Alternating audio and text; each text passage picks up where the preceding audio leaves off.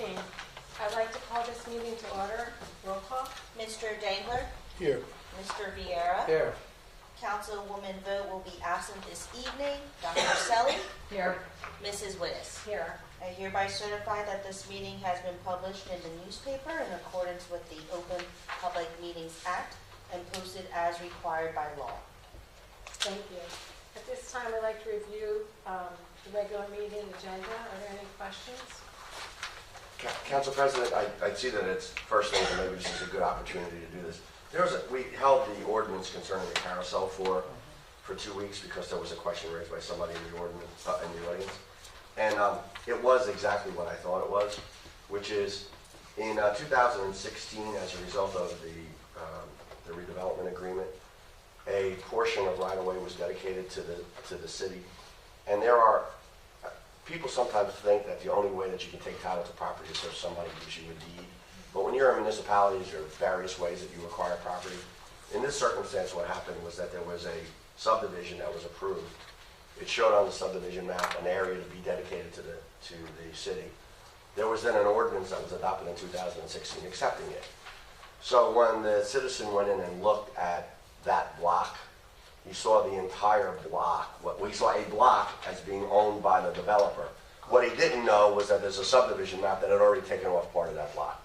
So the area in question where the carousel is going to be is in that area that was dedicated to the town and accepted in 2016.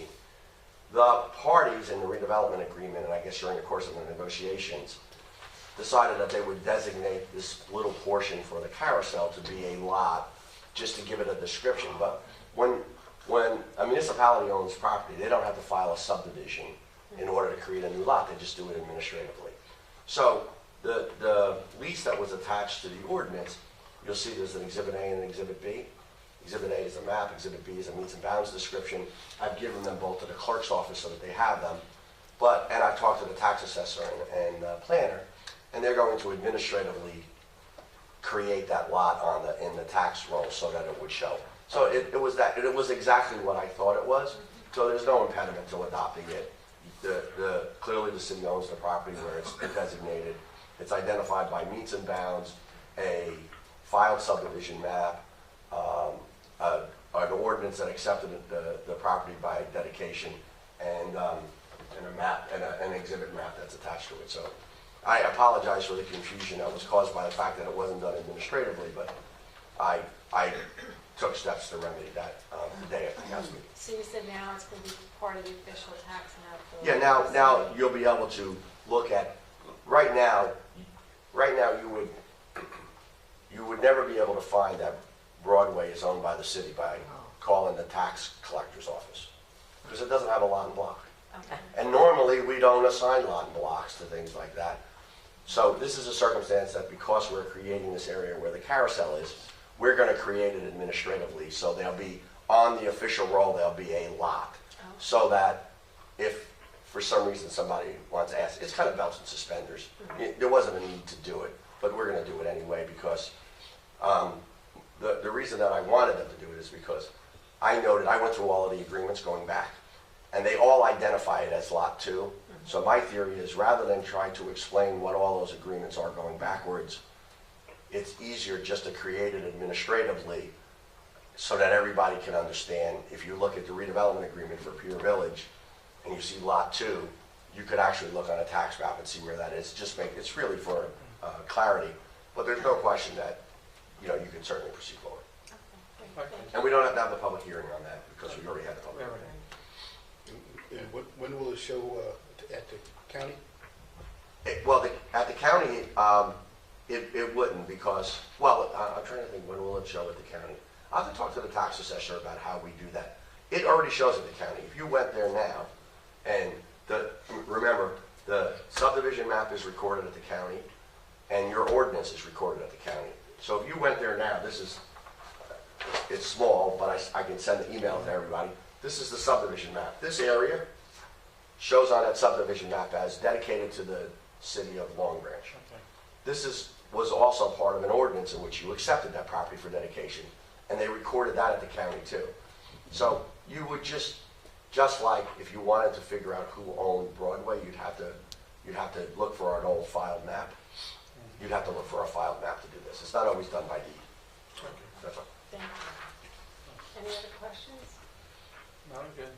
Thank you for the You're welcome. explanation. Okay. Mike, there was a transfer. What was that for? We have a resolution on transfer of funds. Yeah, there were several transfers. Which one did you have a question on? All of them? Yeah, well, kind of, just like the summary would be good.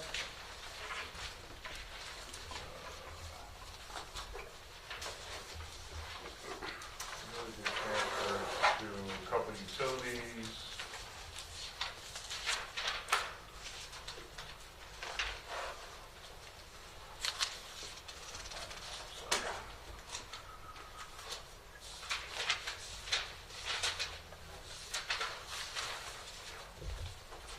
Where's it needed? This double-sided paper's confusing.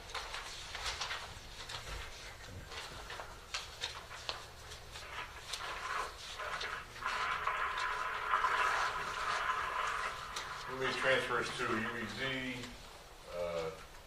hydrants, natural gas, tipping fees for garbage, salary wage, traffic guards, police S&W, and police dispatch. And we had available funds in consultants for planning, Bureau of Conservation, which is the beach, and excess funds in election expenses, and the salary and wage in building and development. We needed funds in utilities just for the last month of the year. Tipping fees, a little over what we budgeted. UEZ, they lost all their funding from the UEZ program for administration, salaries, and wages, and we're helping them out with the cost until the program gets back up and running.